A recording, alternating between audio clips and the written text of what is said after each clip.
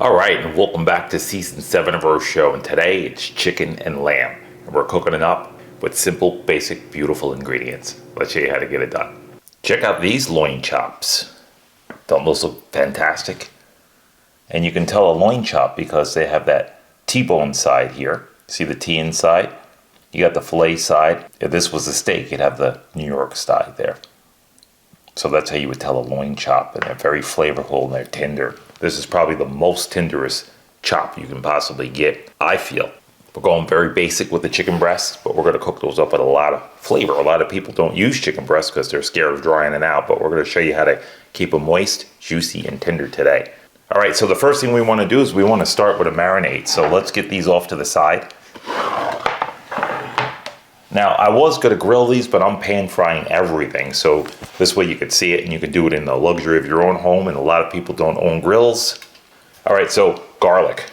We need to make a marinade. So we're going in with a good amount of the garlic. And these ingredients make them yours. All of them make them yours. So I'm using a lot of the garlic. I'll go about there with it. We're going in with some scallion. So we're going to start with the white part, because you know we got to get that in first.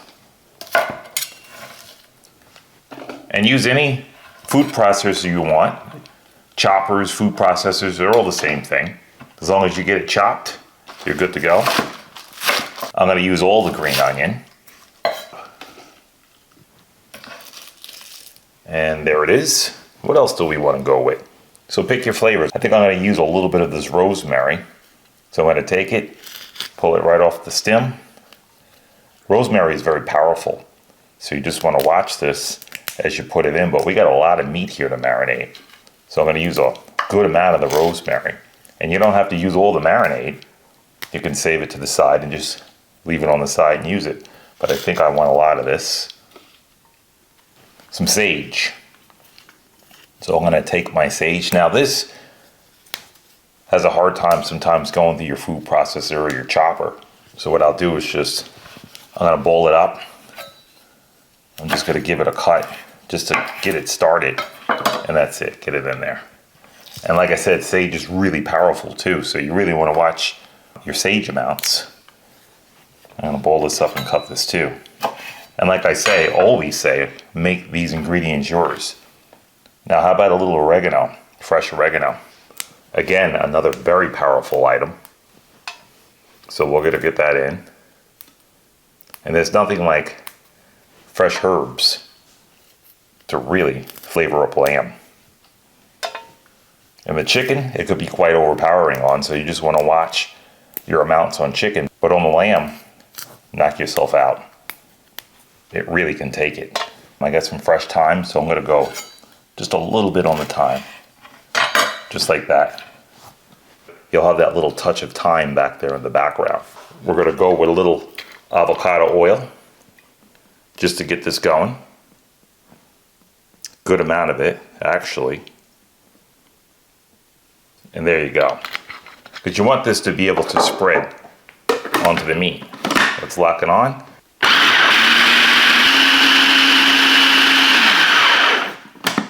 There you go.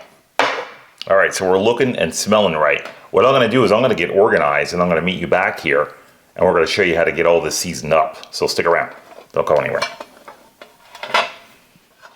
All right, so we got our marinade made. Now it's time to season up these lamb chops. Let's get it done. So what I'm going to do for this is I'm going to start off with some lemon. I'm going to take a couple of lemons and I'm going to just juice them.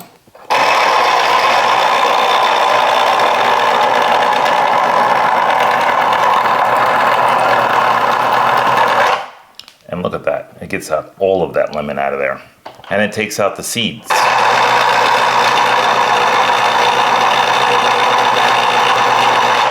All right, there we are. Nothing beats fresh lemon juice. So I'm going to start off with this.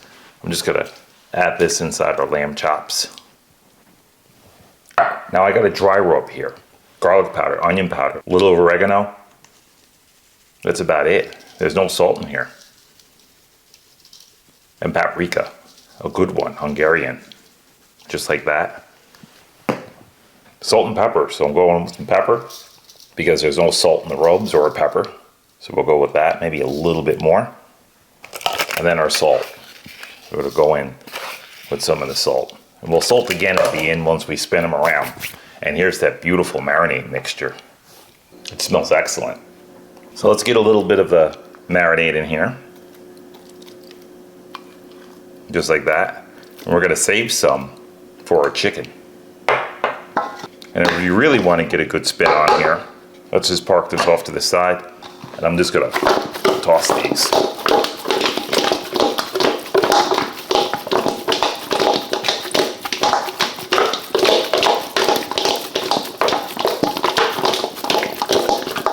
And that's the easy way to do it. All right. So now that we got these nice and tossed up in that, I think I'm going to give a little bit more.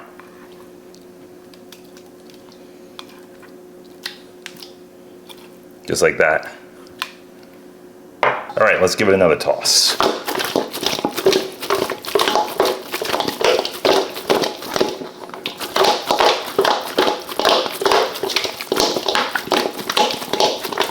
And there it is. Got to put some muscle into that one. All right, that's it. So what I'm going to do is park these in the fridge. I'm going to let them marinate, and then we're going to get on that chicken in a couple of minutes here after we clean up, and we'll meet you right back here. So stick around. Don't go anywhere. All right, those lamb chops are seasoned up and in the marinade. Let's do the same thing for the chicken. All right, so this is simple. We got the same exact ingredients going in for the chicken as we did with the lamb. So let's get this chicken off to the side. Now, one thing we're doing different with the chicken, we might kebab it up. I haven't really made my mind up yet, but tomorrow I'll make that decision. But for right now, I'm gonna get this trimmed up. Now this is the side that connects to the breastplate, and sometimes you get this little bit of rubberized piece in here, like little cartilage. So I'm gonna move this off to the side. Now I'm gonna give that to my doggies because they can gnaw on that, but you do have to watch where it connects to the bone plate. Sometimes you get a little bone in there and it's not good. All right, so now that we got this nice and trimmed up, just like this, I'm gonna cut them up and look around. Now these are big pieces. I'm gonna cut them one more time. Into the basket we go. And into our basket we go. And the pieces like this, the scraps, those are from my doggies. So I'm gonna put a little salt in there, boil them up, a little turmeric, and they make great treats. And speaking of bone, look at this. See this piece right here? That's bone. This is what I was saying. So I'm gonna cut this out of here. You know, out of a pack of chicken, you'll probably find 6 of these in here. See that? That's a very sharp bone. It's dangerous. So if you feed that to one of your guests, it could be a problem. So off to the side we go with that, and just proceed on. Just cut up the chicken as such. And that's it. All right, we're gonna get these cubed up, and we're gonna meet you right back here and show you how to season them up, so don't go anywhere. All right, our chicken is cut up and we're about to season it up. Now there's one thing that I like to point out, and that's the ability to change gears during a cook. Let me show you what I mean. So here's our chicken. Now I got this all cut up. Now let's just say I want to change this to a chicken soup, and I want to go in with a soup. You should have that ability to do that. Now if you season it using what we're going to season it with today, I got all those nice fresh ingredients in there. I got all those beautiful herbs. What kind of soup am I going to make with that?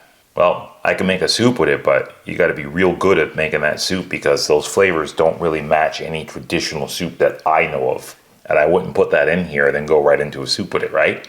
So the ability to change gears during a cook could make a soup, but it's going to be hard to match those flavors. So you want to be able to go onto a grill or go into a fry pan with this, or even go into an oven.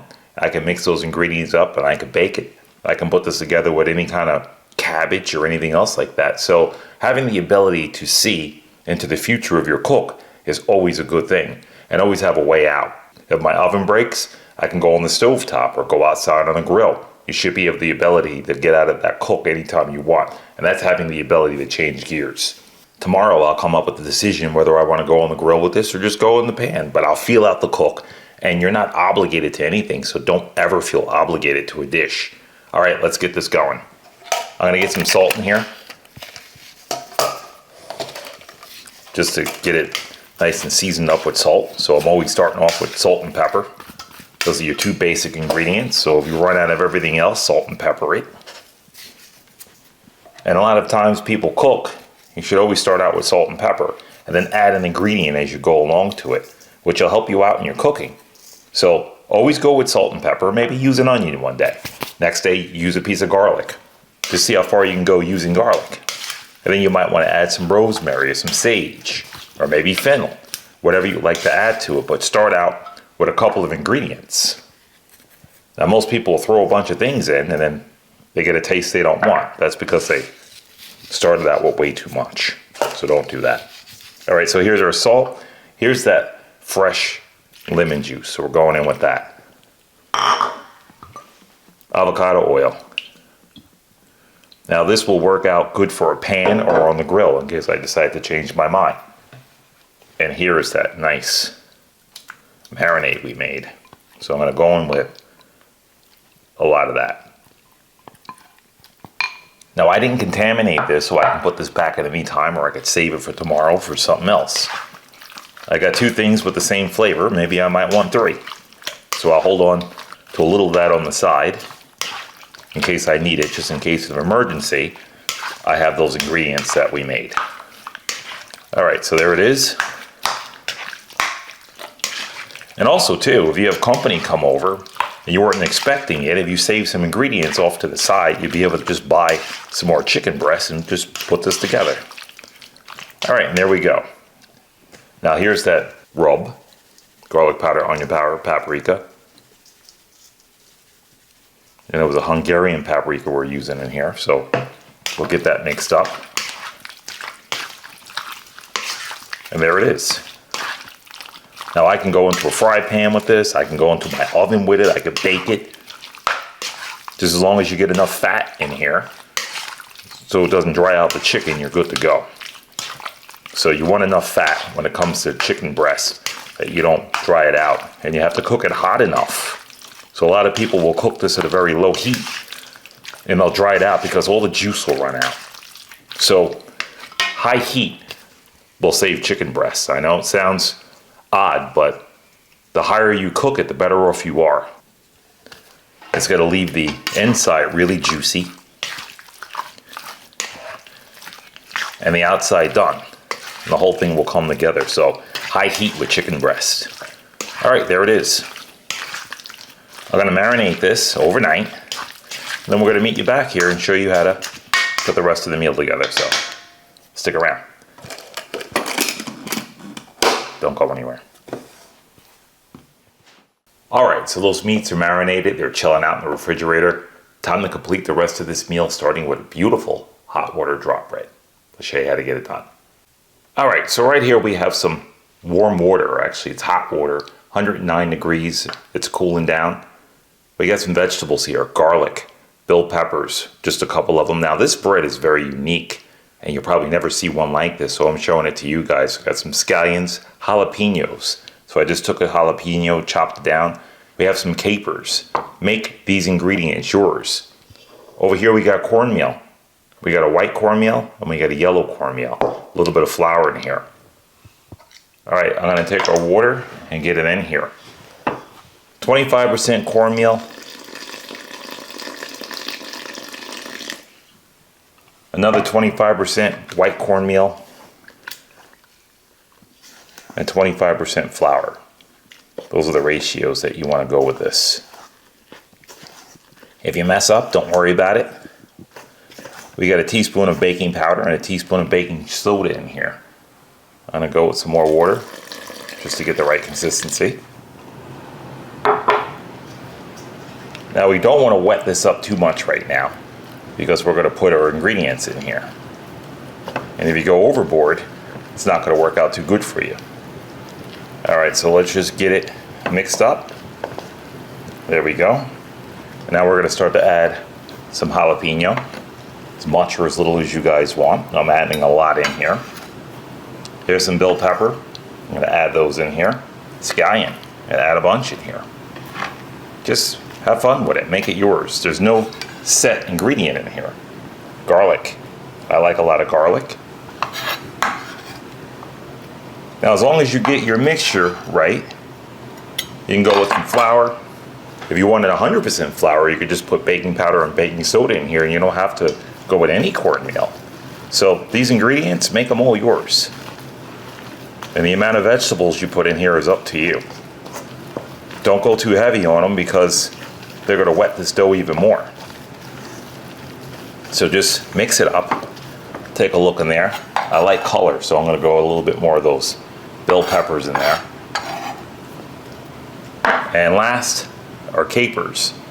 That's going to bring the saltiness in here. And just that little hit and bite in there. See, I figured you guys would never see a bread like this.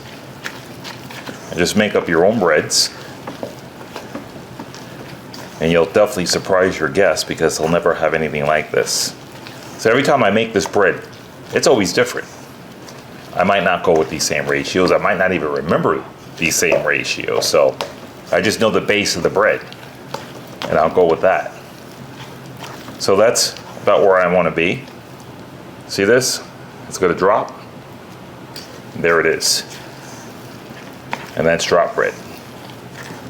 And you can always loosen up with some more water when you get onto the stove and make it more loose. But that's pretty much about where you want to be right there. I think I'm going to add some more scallions because I think I'm light on the scallions. I'm going to add them all because I love the scallions in here. I've done this recipe probably 1,000 times and it's never the same. And I kind of use up whatever I have in the refrigerator. So if I have onion in there, purple onion, I'll throw it in here. It's a great way to use up anything you have in the fridge by making bread with it. All right, we're gonna cook this in some tallow. So onto the stove we go. All right, let's get our drop bread in. Now I'm using a spoon and a little paddle here.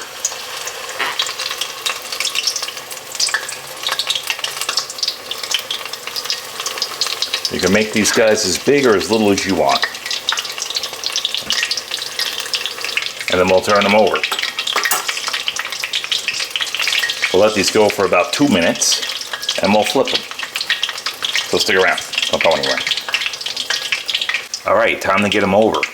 And by the way, it's 25% yellow cornmeal, 25% white cornmeal, and 50% flour. Those are the ratios that'll make this perfect every single time. I'm gonna get these over. Now I'm using a very shallow pot, as you can see. And the reason why I'm doing that is to keep them tight for splash. And I don't have to use as much tallow in here. So if I'm frying, just a little bit of tallow will bring it up to that level, but I won't be able to put as many in the pan as I want. That's why I always fry in a little shallow pot. Doesn't matter how many times you flip them, just get them nice and golden. That sounds good. All right, we'll meet you back here, so stick around, don't go anywhere. All right, time to get these out. Now I'm gonna check my color. I think my colors are looking right. Now these took about 4 minutes on each side, just because I had a lot of vegetables inside them. If I didn't have all that in here, these will cook a lot quicker, probably about half the amount of time, but they won't taste anywhere as good. All right, that's it. I'm gonna get these out of here, put in some more, and then we'll meet you back here and show you the rest of the meal. So stick around. Don't go anywhere.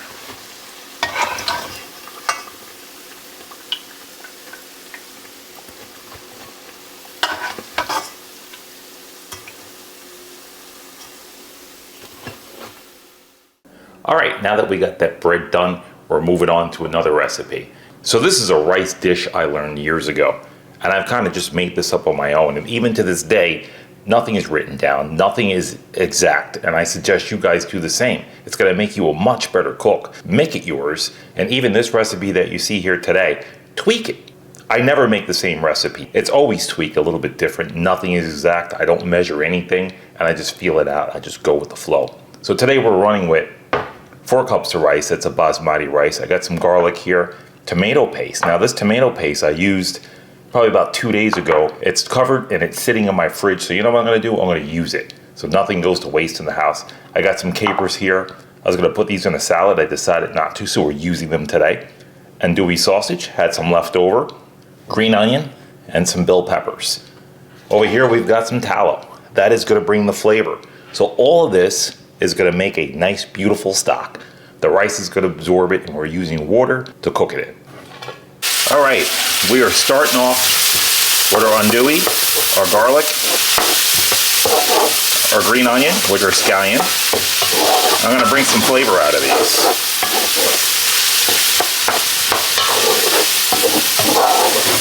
Now that tallow is gonna pack a lot of punch. And like I said, you've got a nice combination in here. You've got a nice melody of flavors in here. Make them yours. I'm going in with the capers. Remember, those are very salty. We got salt inside the andouille. We got salt in the capers. Do we need any more salt? Probably not. So let's get that mixed up. The smell that comes off of this is amazing already.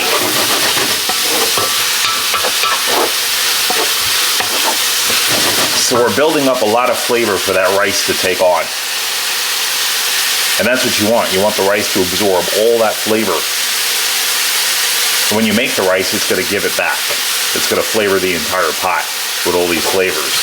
So the rice is gonna take it in, and then it's gonna just push it back out and give you everything right back and the flavor of the rice. All right, I'm gonna get some rice in here. All of it. We're gonna brown it up.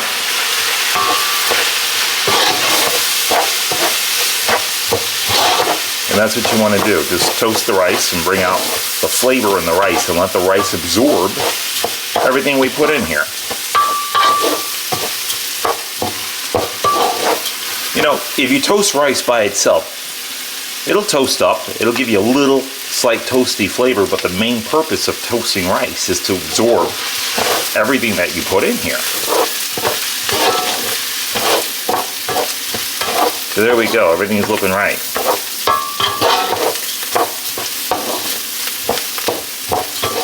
So at this point, you can either go with a little bit of wine, you can go with a little water. Wine brings out a lot of flavor. And I'm not talking about cooking wine, I mean real wine. Cooking wines is filled with salt, so don't use them. Here's a little real wine.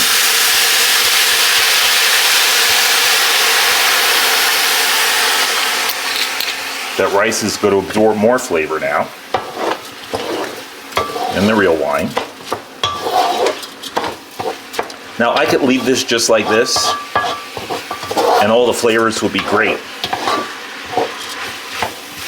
Just as that rice starts to absorb the wine, and you see the wine starting to absorb into the rice, I'm going to go in with some tomato paste. Decent amount. I'm going to toast this to bring out some of the flavor in that tomato paste right in the little middle here.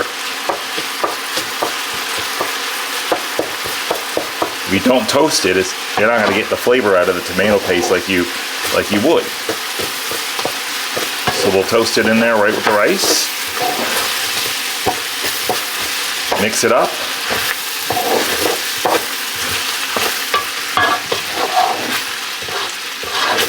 Now we're going to get some liquid in. Here's water. H2O. And we'll get this mixed up. We're just going to scrape everything up off the bottom.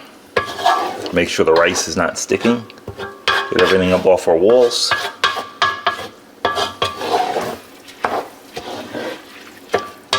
And now we're going to add little by little and let this cook.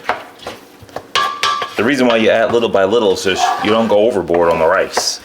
And a lot of people make a mistake and mess up. They go overboard and their rice turns out mushy because they overwatered. So if you don't want to overwater, go little by little like this. Just put some in, and if you need more, just add more.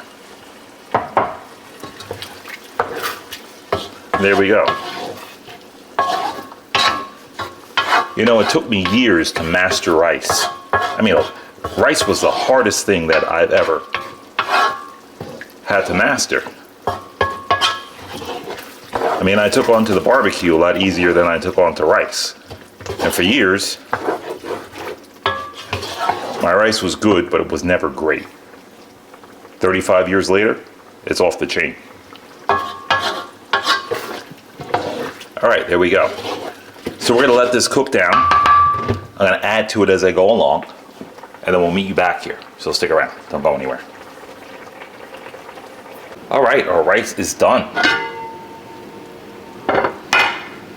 Take a look at that. That's looking right. We're just gonna top it off with just a little parsley, just to bring that color. This way it looks right on the table, and we're gonna serve it right in here.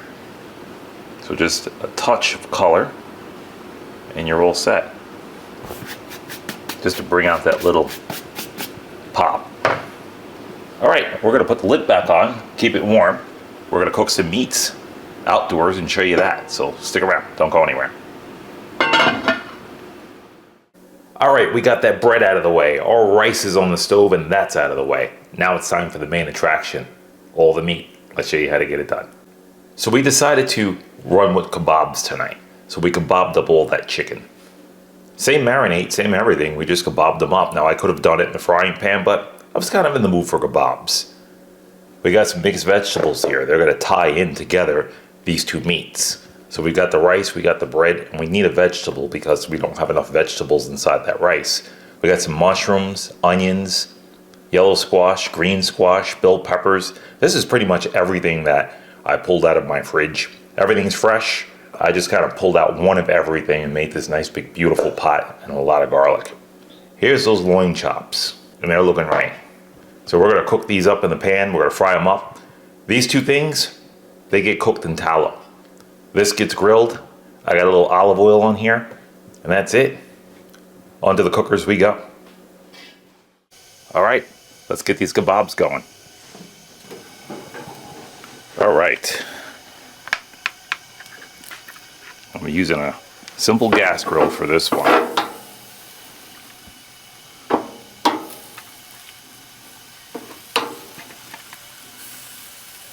Get some of those juices on there.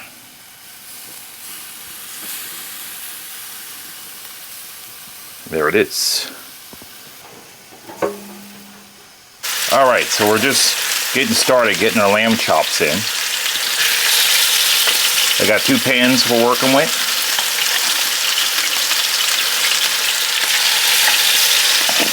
And you're gonna need plenty of that tallow.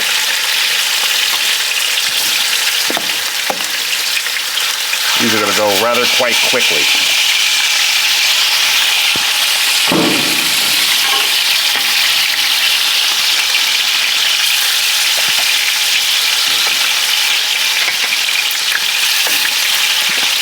So just get all these guys in, get those pans full. I'm on medium heat. Your stove will be high heat. And we're going to do probably 2 different batches.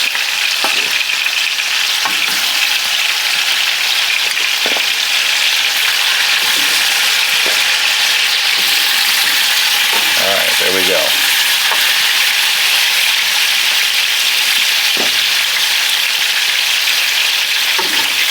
All right, I'm going to put these up top.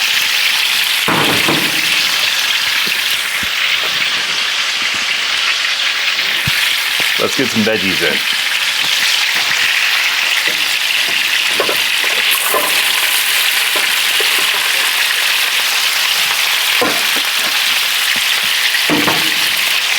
We'll get these guys going.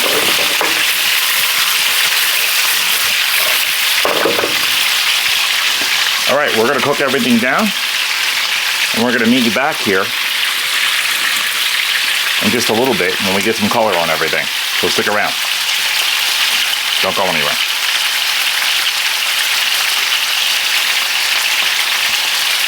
All right, everything's cooking down nicely. Take a look at these kebabs. Let's get these guys turned over.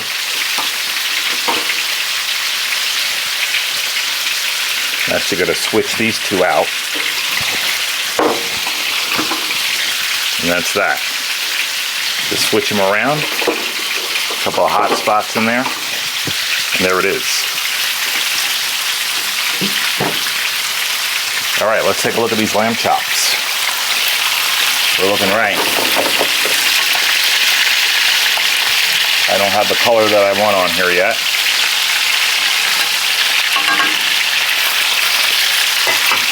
And that's that. We're gonna let them go some more. Check my heat up. Because I want these guys on high heat. Look at these veggies. They're looking right.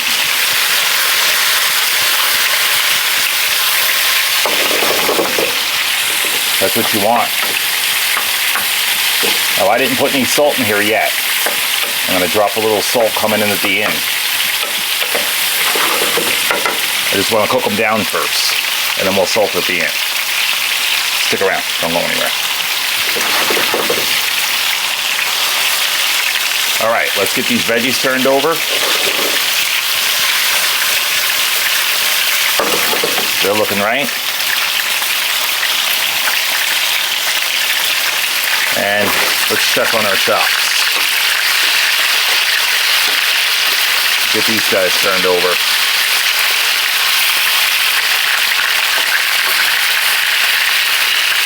Now they're looking right too.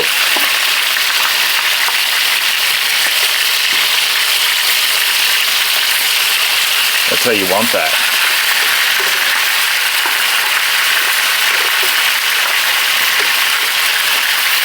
Get them back on the heat. And let's see how these guys are.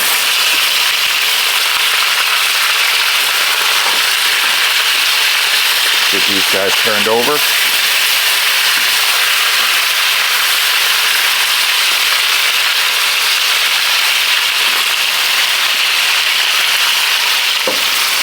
Tilt that pan, get all those nice juices in. And you want to get these guys back on the heat as soon as possible. You don't want to lose it. There we go. I'm going to swap these guys out. There you have it. Back on the heat again. Let's turn over these kebabs. And they're looking right. You can flip these as many times as you want till you get the proper color. So it's almost like a rotisserie, just keep turning and turning and turning. All right, we'll meet you back here. Stick around, don't go anywhere.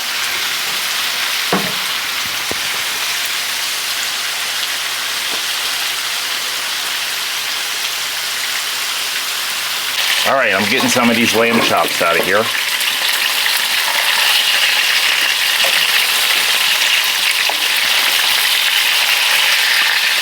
Going for the ones that are done. And you know, because you could see it pulling through on the bone. You'll see the bone pulling through the lamb chop.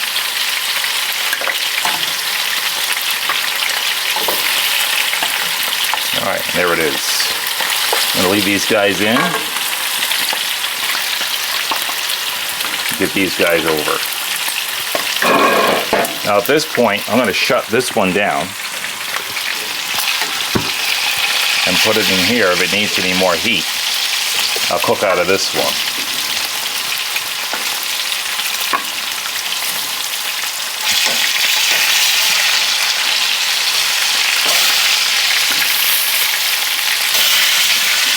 I'm going to cool this pan down and throw some more in. All right, there it is. Off to the side we go with this.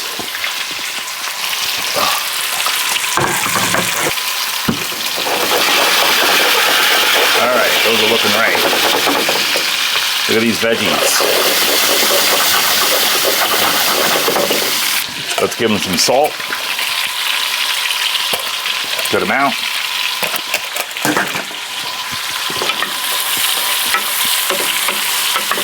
And they're looking dynamite.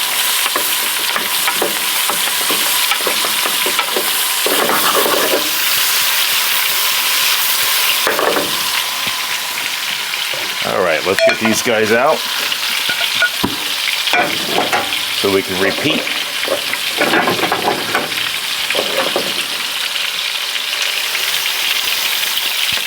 And there it is.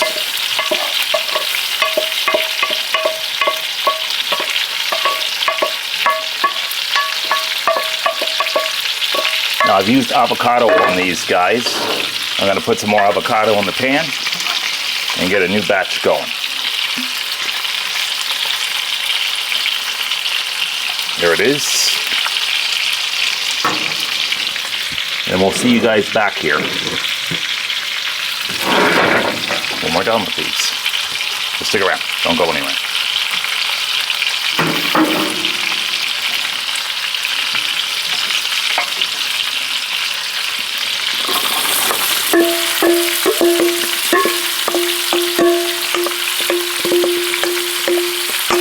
All right, last round on the veggies.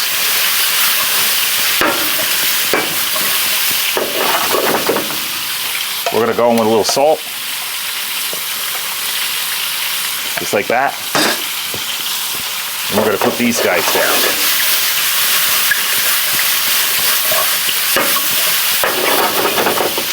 That's it. All right.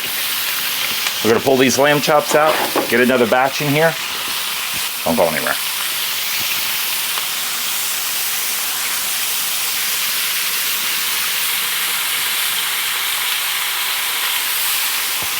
All right, let's pull these guys off. Look at that. These guys are looking fantastic. There it is. All right, we're going to take these inside, and then we're going to pull the rest of those vegetables out of there, so don't go anywhere. All right, this is our last time showing you the veggies, but I'm going to show you something that most chefs probably won't show you. You see the side of this pan? See how the flame comes up one side of here? This is the power of high heat. So I can't touch this handle right now, it's that hot. So I'm using a rag right now. And this is so hot that these vegetables will cook in seconds.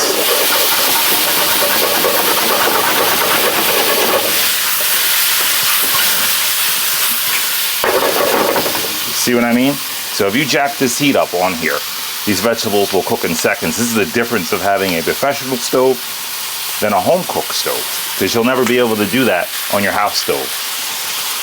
Just showing you what a professional stove can do and why chefs use them in commercial restaurants. So this is why. All right, we're going to get organized and we're going to meet you inside. Don't go anywhere.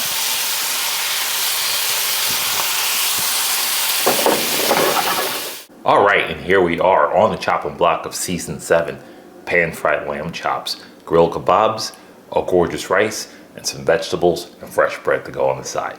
Let's show you what we got. Check out those lamb chops. I mean, that's why I choose the loin side of the lamb.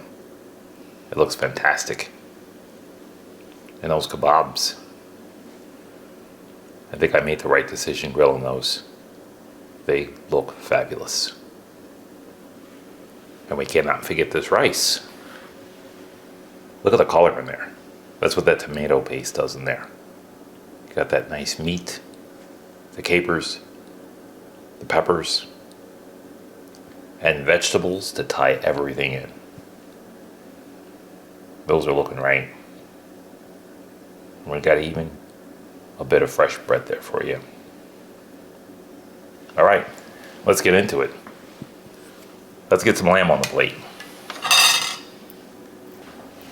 I'm gonna get a couple of these on the plate. I'm not gonna load this guy up tonight, but I can always come back. Let's get some of these nice kebabs on here.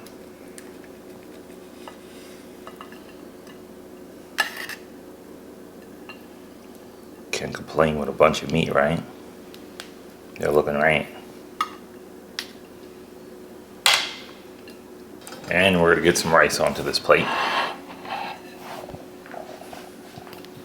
And look at this rice. I figured I would save it and rake it back for you at the table. This is how you just fluff this. I didn't want to ruin the presentation, but we're here. So I'm just going to fluff it up, and look how nice and light and fluffy that is. All right. And it's got plenty of meat in here.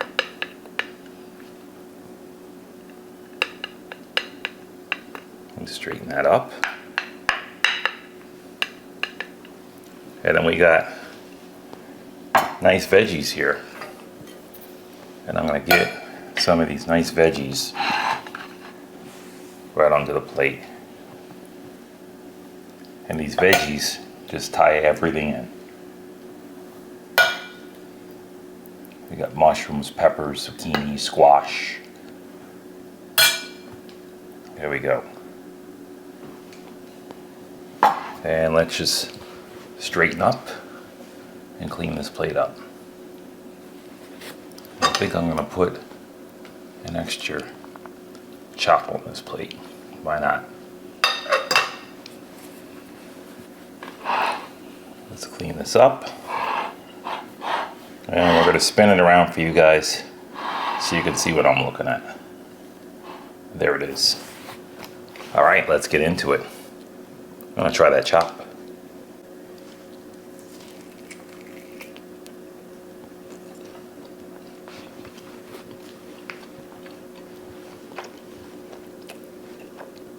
There is nothing better than a pan-fried lamb chop. It is tender, extremely juicy. In a second, we're going to show you what the middle of that looks like, because if you guys think that's well done, you're mistaken. It's not. The fresh herbs in there are amazing. They make the entire chop, especially pan-fried. You can't beat that. That marinade is outstanding. All right, let's try that rice. All right, before we get into that rice, look at that bite. It's not well done at all. It's perfect. All right, let's try that rice.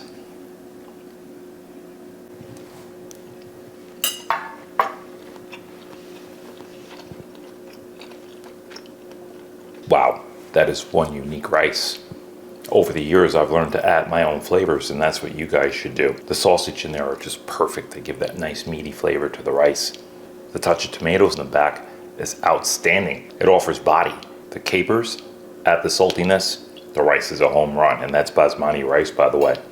Once you get your cooking method down pat, it is a clean canvas. You can put whatever you want to put in that rice. All right, let's try those vegetables and kebabs. That's why we put the veggies on the side, so you don't have to skewer them up, and they go perfect with the kebab.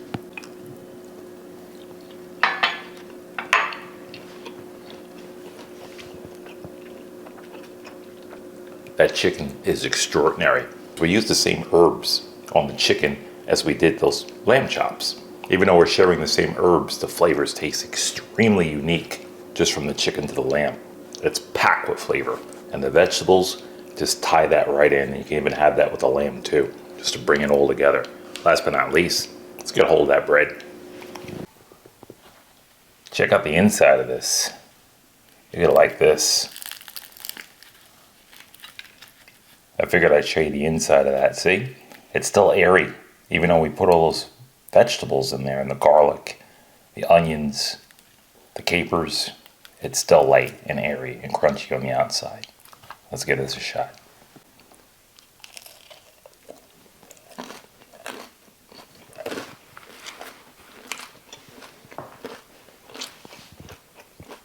That bread eats so luxurious. It's crunchy on the outside, soft and fluffy in the middle.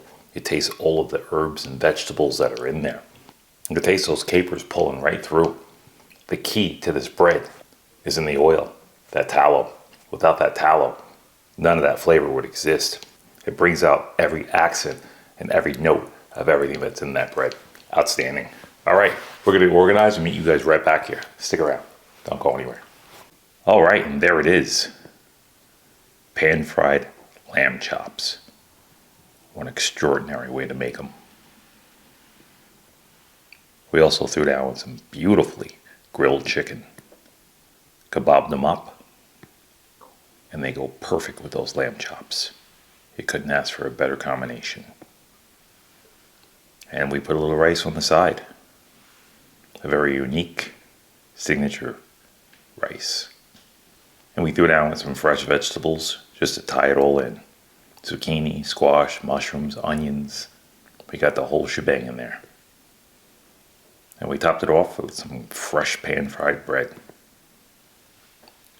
We fried that up in some beautiful beef tallow. Hope you guys enjoy it. Like always, we thank you guys for coming. We always enjoy having you. And with no further ado, gotta get that last Pitmaster chop there.